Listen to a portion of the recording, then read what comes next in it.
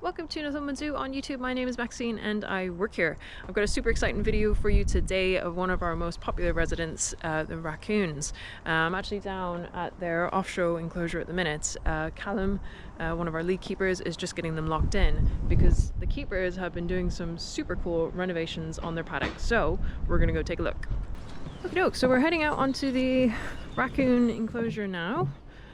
Sadly, visitors are no longer allowed to come into the enclosure because of the whole invasive species thing. So I'm going to take you in here myself and give you a little sneak peek. So this is what the keepers have been doing. This is a hell of a thing. It kind of looks a bit like Go Ape. Is that what you were going for? Yeah, go Raccoon. Yeah, gotcha. So yeah, this was kind of your idea. What was your kind of thoughts behind it? So we just wanted to give them more stuff to, like, obviously they've got loads of trees in here, but we wanted to give them more stuff that's not trees for them to climb and get more active, because there's like 4 that are super active and really energetic all day long, and then there's 4 that are just sort of active like when we feed them, and they're not huge climbers unless we actually put stuff up in the trees. So we wanted to give those 4 other things to be sort of interacting with and get them excited about the enclosure again. It might be really tricky for viewers to understand, but even though they've got all these trees, it still kind of gets boring after time, so it is important that we add stuff. It was obviously really exciting for the first few years, but you keep having to give them more things to keep them stimulated. Raccoons are super clever and they like new things to interact with, so that's why we give them like different daily enrichment, but you can do more actual revamps of the enclosure. So a few years ago we did the campsite, a few years after that we did like the run, which was more for a practical side for the keepers, but it was also super fun for them, and they spent loads of time in there over that first year especially. It was hard to get them back out in the paddock then.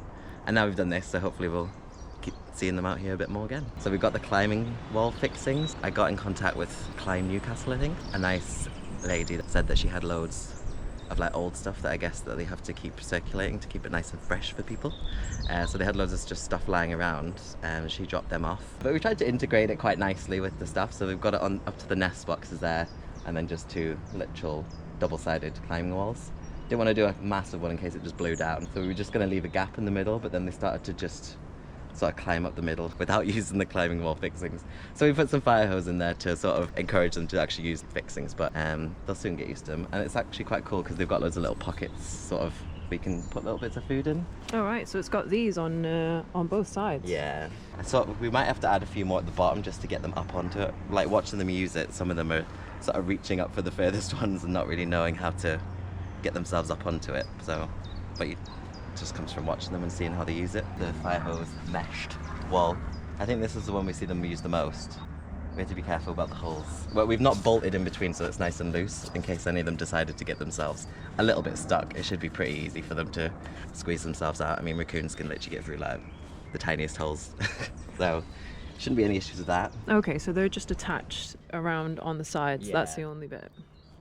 Okay.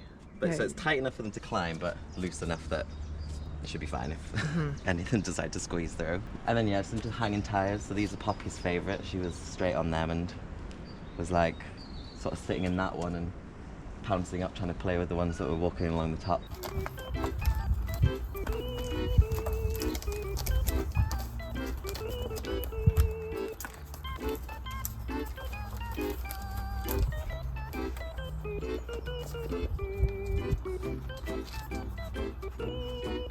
And then yeah, it just ends with some branching over there into the trees. And then there's like another upright there with some more climbing fixings on. I think we're going to put some sort of enrichment device at the top, so there's like an incentive for them to climb. Because originally we were going to like attach it to there, but then we thought they might just cheat and use something else and then not end up using this. So we want to incentivize that tree to get them using that. I feel like the less able ones are still going to be lazy. Yeah, 100%. But we can only do our best, right? Exactly. Well, I think it looks great. So what have you got in your bowl there then? So there's mealworms, peanuts, dog biscuit, and a few more winnerlots as well. This is the stuff that they love.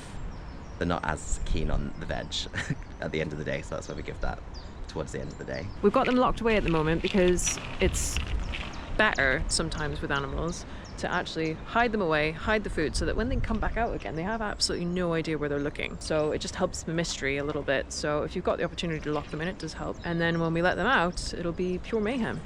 So I'm looking forward to that. The lazy ones are just going to come and stand at our feet, pat on our legs and see if we've got anything. But they soon realise that we don't, and then they go off and look. What do you like about working with the raccoons?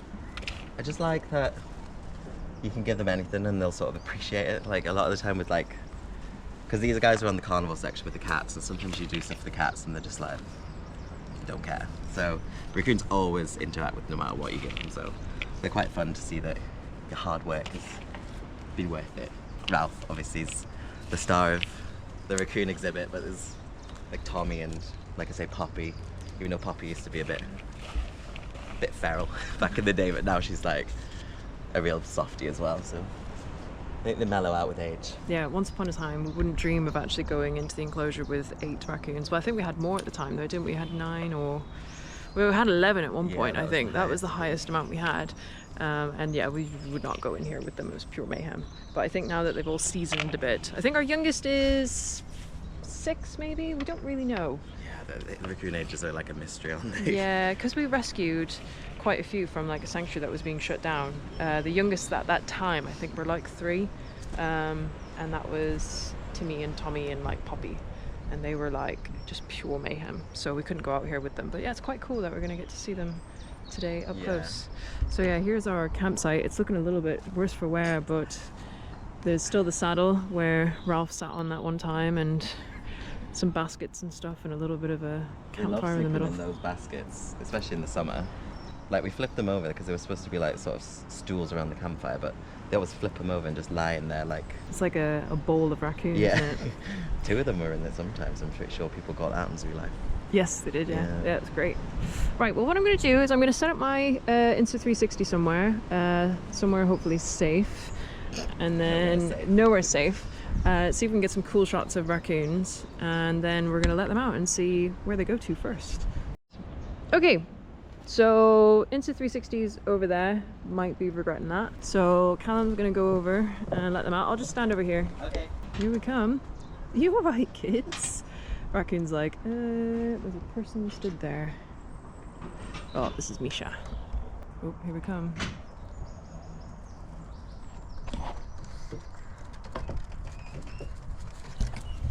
Hello. Hello. You alright, kids? You guys have gone completely the wrong way.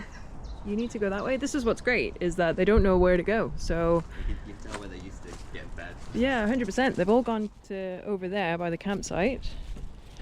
They're making their way over here. Oh, one's found the 360. It's fine, it's still upright. Oh, see, look. I don't know if it's because they're slightly older raccoons, but like they're just not as agile as a wild raccoon, I don't think. Oh, but he's made it. And he used the little climby things, that which was is great. Ralph. Yeah, I know. You're supposed to be good. He's like 7 or 8, isn't he? Yeah. Bless him. So in the wild, raccoons only live on an average of like 1 to 3 years. It's not very long. Just they get hit by cars, they get all kinds of stuff, because raccoons are quite urban. They can be quite urban.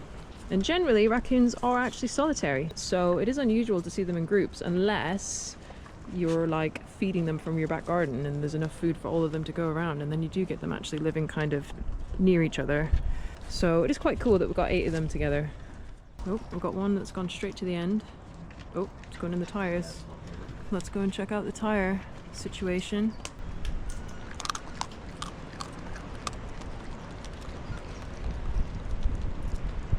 Ross going for the lower level. Oh, Poppy's skipped straight to the top.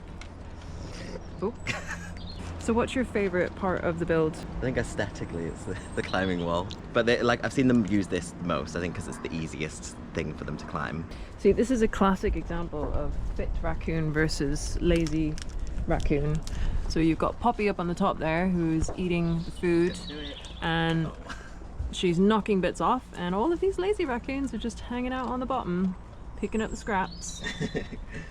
So we're just waiting for one of them hopefully to climb up. That would be cool. That raccoon really wants to go up. There we go. So instead of climbing up the fire hose, it's climbing up the log, which is slightly annoying, but still cool. Oh, Ralph's going up. Oh, here we go. Oh, look at that. Cute. He's so long. Congratulations, you made it. giving them another route to the tree because obviously they usually only climb up one bit, so. Yeah.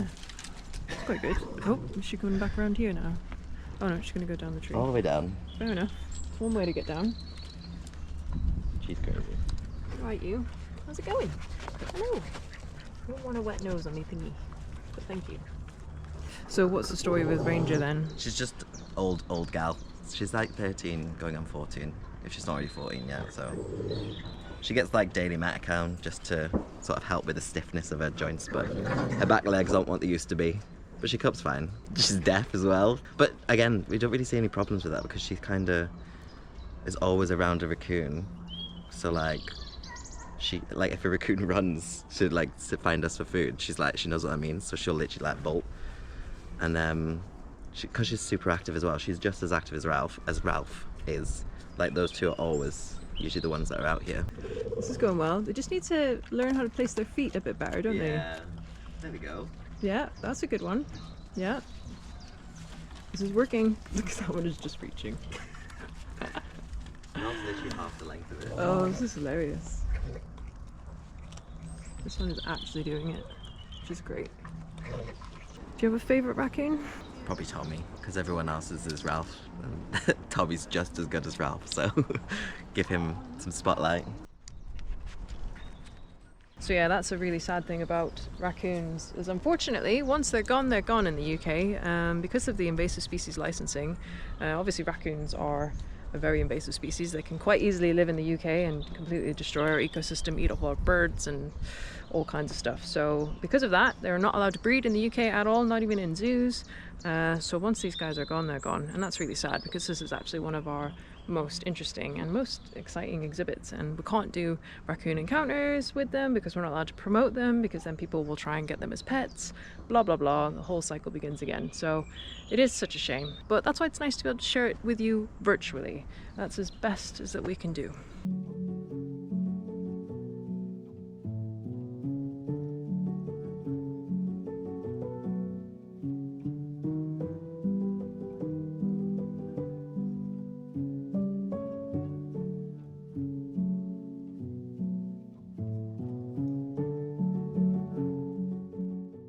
Well, thank you very much for the tour and kind of showing us around your kind of project here that you had recently. Do you know what your next project's going to be? Snow leopards probably. I'm just getting all the stuff ready for the platforms and stuff. Bits and bobs, chipping away at them. It's never ending, isn't it? Nah.